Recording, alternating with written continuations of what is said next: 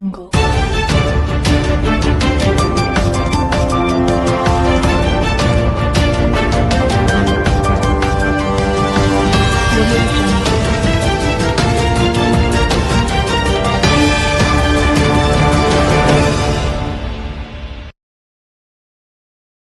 December 18ರಿಂದ 21ರವರೆಗೆ ನಗರದ ಗ್ರಾಮದೇವತೆ ಶ್ರೀ ದುರ್ಗಾದೇವಿ ಜಾತ್ರಾ ಮಹೋತ್ಸವ ವಿಜೃಂಭಣೆಯಿಂದ ಜರುಗಿದ್ದು, ಜಾತ್ರಾ ಮಹೋತ್ಸವದಲ್ಲಿ ಸೇವೆ ಸಲ್ಲಿಸಿದವರಿಗೆ, ಮಾಧ್ಯಮದವರಿಗೆ ಮತ್ತು ಅಧಿಕಾರಿಗಳಿಗೆ ಶ್ರೀ ದುರ್ಗಾದೇವಿ ದೇವಸ್ಥಾನ ಸಮಿತಿ ವತಿಯಿಂದ ಸನ್ಮಾನಿಸಿ ಗೌರವಿಸಲಾಯಿತು.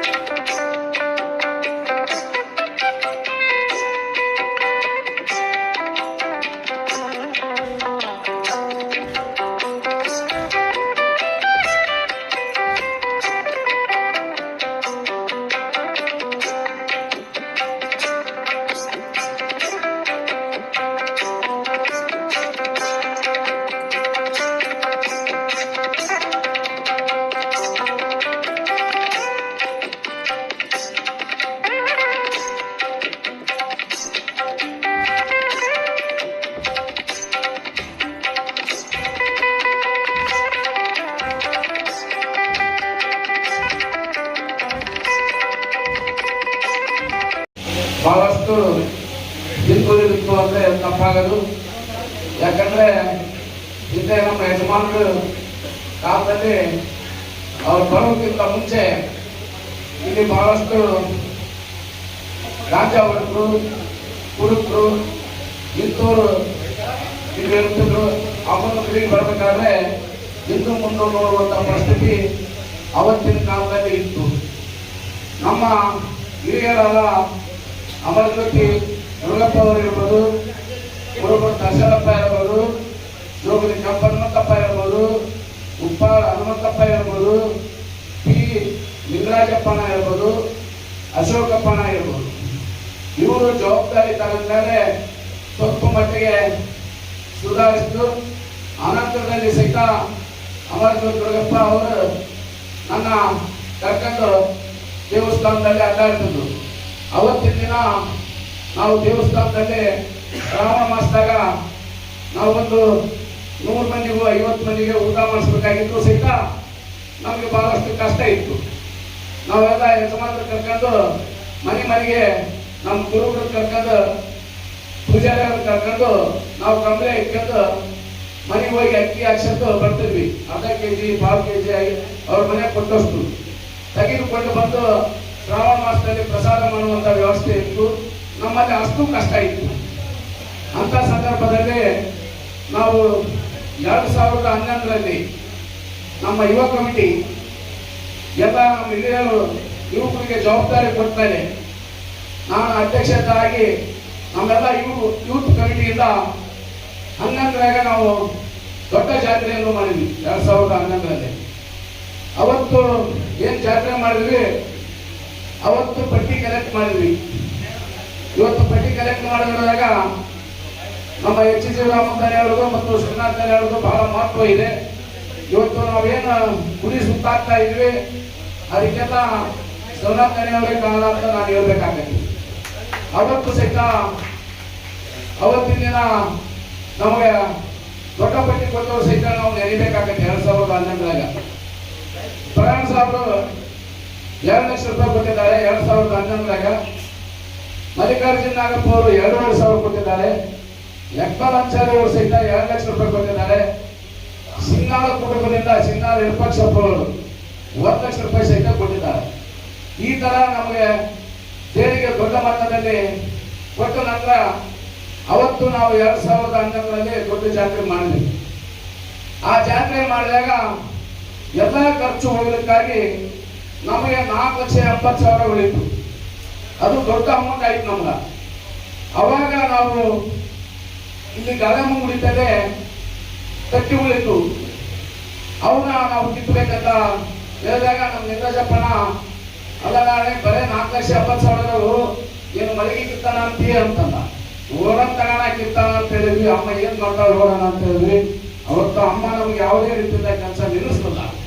ಅದನ್ನ ಉಪ್ಪಾರಪ್ಪನವರಪ್ಪ ತೋಸಪ್ಪಗ ಅದನ್ನ ಮೇಲೆ ಇನ್ಚಾರ್ಜ್ ನೋಡ್ಕೊಂಡು ಅಂತ ಹೇಳಿದ್ವಿ. ಅದು ಸಹಿತ ಅಮ್ಮ ನಮ್ಮ ಮೇಲೆ ಯಾವುದೇ ರೀತಿಯಿಂದ ಆಗ್ಲಾರ್ದ ಅದು ಮಾಡಿಕೊಟ್ರು.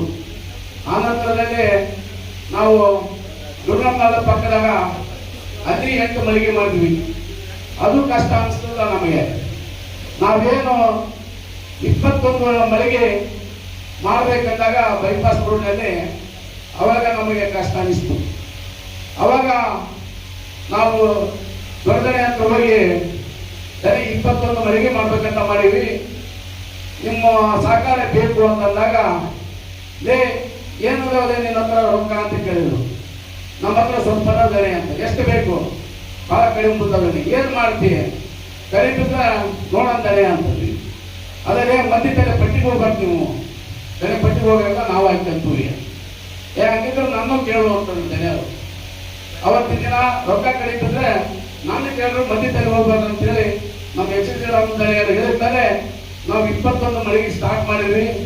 ಅದ್ರಾಗ ಬಹಳಷ್ಟು ಕಷ್ಟ ಬಂತು. ಇವತ್ತು ನಾವು ನೆನಿಬೇಕಾಗತ್ತೆ.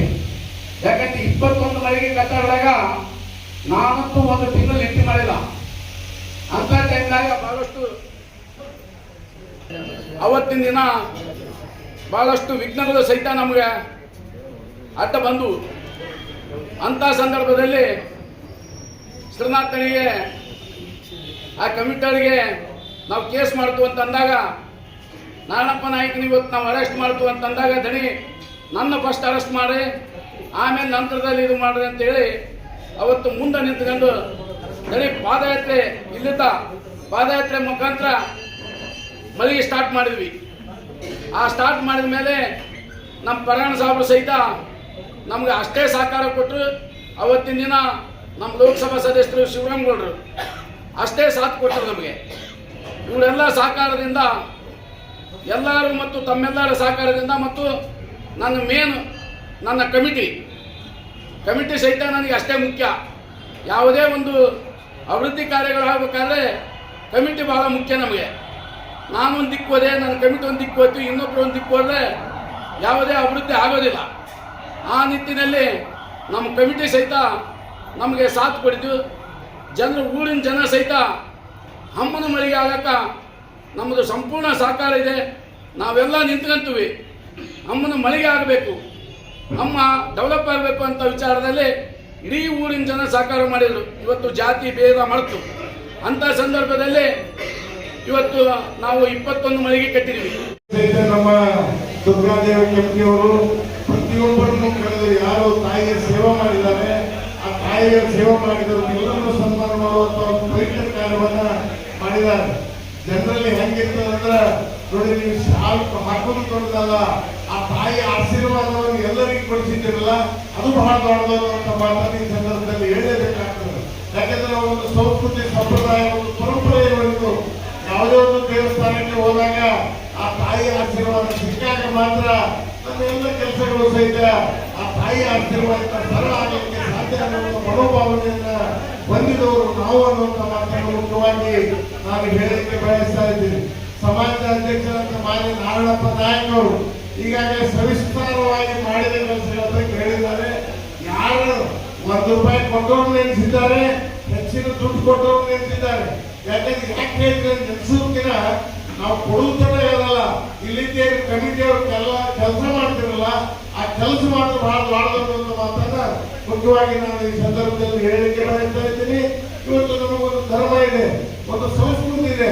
ಆ ಸಂಸ್ಕೃತಿಯಲ್ಲಿ ನಡೆಯುವ ಮುಖಾಂತರ, ಈ ಧರ್ಮವನ್ನು ಬೆಳೆಸೋದ್ರ ಮುಖಾಂತರ ಆ ತಾಯಿಯ ಆಶೀರ್ವಾದ ನಮ್ಮೆಲ್ಲರ ಮೇಲೆ ಇರಲಿ.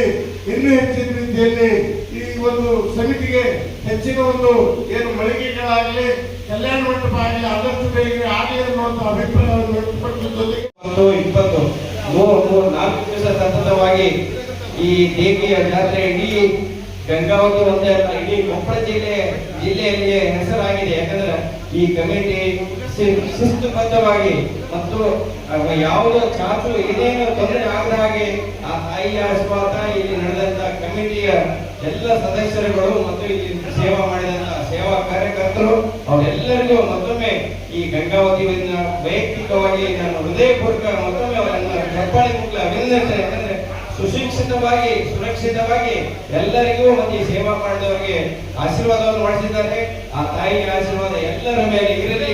ಆ ಜೊತೆಗೆ ಈಗೇನು ನಡೀತಾ ಇದೆ ಡ್ಯಾಮೇಜ್ ಕೆಲಸ, ಈ ತಾತನ ಆಶೀರ್ವಾದದಿಂದ ಮತ್ತು ಗೌಸಿದ್ದೇಶ್ವರ ತಾತನ ಆಶೀರ್ವಾದದಿಂದ, ದುರ್ಗಾದೇವಿ ಆಶೀರ್ವಾದದಿಂದ ಸತತವಾಗಿ ಆ ಕೆಲಸ ಮುಗಿಲಿ. ಆ ಮಳೆಗಾಲ ಬರೋದಕ್ಕಿಂತ ಮುಗಿದು ಆ ಡ್ಯಾಮ್ ಫುಲ್ ಆಗಿ ಪ್ರತಿ ಬೆಳೆ 2 ಬೆಳೆ ಬರುವಂತೆ ಆಗಲಿ, ಆ ಬೆಳೆ ಒಳ್ಳೆ ಬೆಳೆ ಬರುವಂತೆ ಆಗಲಿ ಅನ್ನುವಂಥ ಆಶೆ ನನಗೆ ಮಾತಾಡಿ ಆ ದೇವಿ ಆರಿಸಿಕೊಂಡು ಈ ಜಾತ್ರೆಯನ್ನ ಯಶಸ್ವಿ ಮಾಡತಕ್ಕಂಥ ಕಾರಣೀಭೂತರಾಗಿರ್ತಕ್ಕಂಥ ಇವತ್ತು ಸನ್ಮಾನಿತರಿಗೆ ಈ ಸಂದರ್ಭದಲ್ಲಿ ಅವರಿಗೆ ಅಭಿನಂದನೆಗಳನ್ನು ಸಲ್ಲಿಸ್ತಾ ಇದ್ದೀನಿ.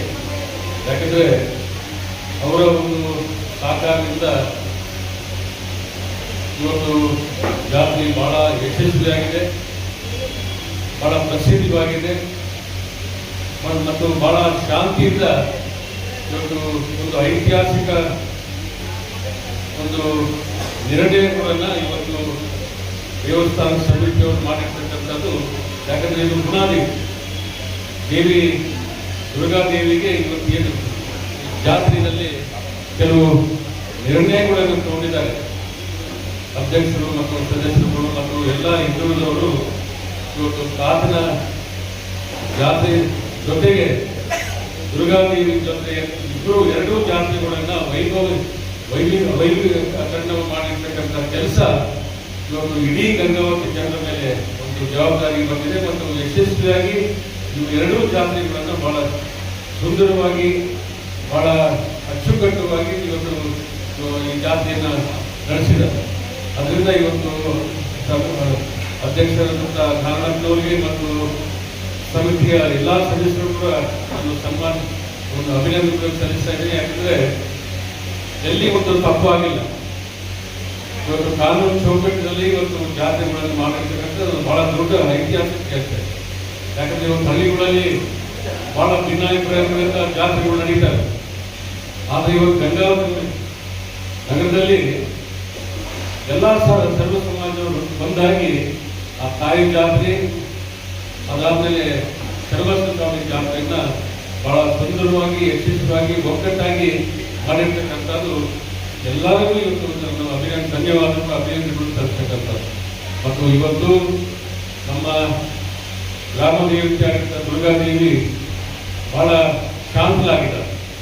ಯಾಕಂದ್ರೆ ಇವತ್ತು ಎಲ್ಲ ವರ್ಗದವರು ವಿಶೇಷವಾಗಿ ಏನಪ್ಪಾ ಅಂದ್ರೆ ನಮಗೆ ಪೊಲೀಸರ ಕೆಲಸ ಈ ಸಾರಿ ಅಷ್ಟು ಸುಂದರವಾಗಿ ದೇವಸ್ಥಾನ ಸಮಿತಿಯವರಾಗಲಿ ಇವತ್ತು ಕಾಸು ಮಾಡಿದವರಾಗಲಿ ಇವತ್ತು ಯಾಕಂದ್ರೆ ಈ ಸಾರಿ ಎರಡೂ ಜಾತ್ರೆಗಳಿಗೆ ಮುಸಲ್ಮಾನ್ ಬಂಧುಗಳು ಬಂದು ತಮ್ಮ ಭಕ್ತಿಯನ್ನ ಸಮರ್ಪಿಸಿ ಇವತ್ತು ಬಹಳ ಒಂದು ಐತಿಹಾಸಿಕ ಕೆಲಸವನ್ನು ಇವತ್ತು ಮುಸಲ್ಮಾನ್ ಸಮಾಜದವರು ಮಾಡಿರ್ತಕ್ಕಂಥದ್ದು ಅವ್ರಿಗೂ ಈ ಸಂದರ್ಭದಲ್ಲಿ ನಾನು ಅಭಿನಂದನೆಗಳನ್ನು ಸಲ್ಲಿಸ್ತಾ